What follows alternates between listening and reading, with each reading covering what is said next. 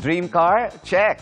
Grateful and blessed si PBB Celebrity Collab Edition Kapuso Big Winner Mika Salamanca na ipinasili pang isa sa mga bago niyang achievements. Makichika tayo kay Athena Imperial. Yes! Yes po! Kahapon lang po yun. One dream ticked off on Mika Salamanca's 2025 list of goals. Sa social media post ng PBB Celebrity Collab Edition Grand Winner, naka-encircle na ang kanyang dream car sa kanyang vision board.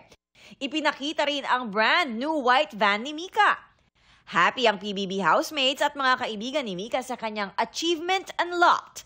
Sobrang saya po kasi parang January po, hindi ko po alam paano ko makukuha yung dream car ko, pero sabi ko maniniwala ako na this 2025 talaga. Lahat ng ilalagay ko sa vision board ko, magagawa ko. I don't know how, but I just believe.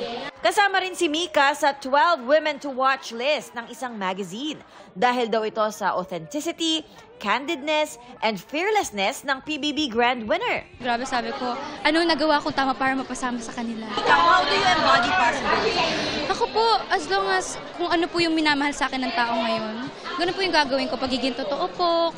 Busy ngayon si Mika sa mga endorsement, pati mga TV and movie project.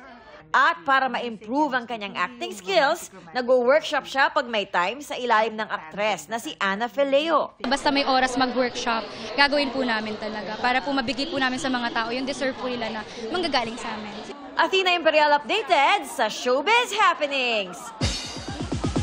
And that's my chika this weekend. Ako po si Nelson Calas. Pia, Ivan?